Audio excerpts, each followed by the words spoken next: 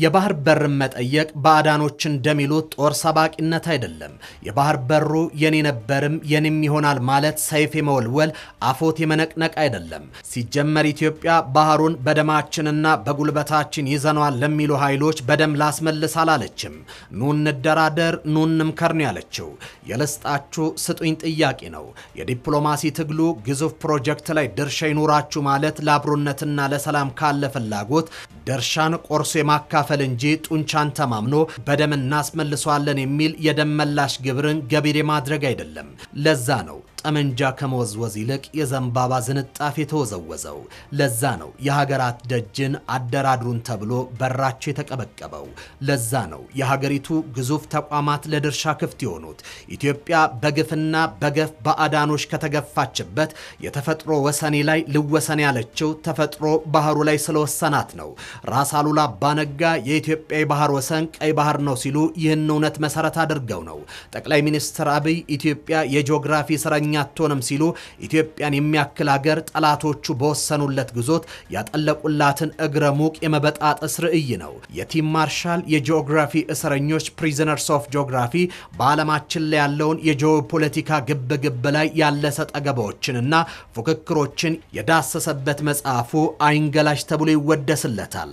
እንደ ሀገር ያላትን መልክዓ ምድራዊ አቀማመጥ፣ የፖለቲካ ውሳኔዎቿን፣ ታሪኳንና የወደፊት ዕጣ ፈንታዋንም ይወስናል የሚለው ጸሐፊው በአፍሪካ ቀንድ ኢትዮጵያ፣ ሱዳን፣ ኤርትራ መካከል ያለው ግንኙነትና ትብብር የዚሁ የጂኦግራፊ እስረኝነት ውጤት ነው ይሏል።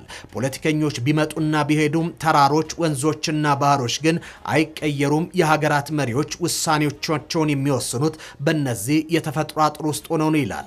ፖለቲካ ርዕዮተ ዓለም ወይም አመራር ከመምጣታቸው በፊት ጂኦግራፊ ቀድሞ ወሳኝ እንደነበርም ያስገነዝባል። ተራሮች፣ ወንዞች፣ ሰፊ ባህሮችና ስልታዊ ጠባብ የባህር መተላለፊያዎች የሀገሮችን ድንበር፣ የንግድ መስመርና አጠቃላይ ህዝቦችን ዕጣ ፈንታ የመወሰን ተፈጥሯዊ ኃይል አላቸው ይላል። የሀገራት ተሞክሮም ይህንን እውነት ያረጋግጣል። ሀገራት ወደ ዓለም ለመውጣትና ለመገናኘት ብቻ ሳይሆን ደህንነታቸውን ለመጠበቅ መልክዓ ምድራዊ ጥበቃን ይሻሉ። ኢትዮጵያ ከጠላቶቿ በጀግኖቿ ብቻ ሳይሆን መልክዓ ምድሮቿም ጠብቀዋታል። የጠቅላይ ሚኒስትሩ የማህበራዊ ጉዳዮች አማካሪ ሚኒስትር ዲያቆን ዳንኤል ክብረትም ተራሮቻችን ጠላቶቻችንን መክተዋል ይላሉ። አንድ ሀገር በነበረው አቀማመጥ ለዕዳም ለጥቅምም ይውላል።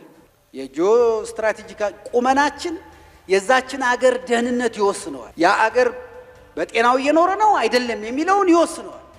የኢትዮጵያ አቀማመጥ በረከትም መርገምም ጭምር ነው ለኢትዮጵያ። በረከቱን ከፍ አድርጎ መርገሙን መቀነስ ደግሞ የኛ የዜጎቿ ድርሻ።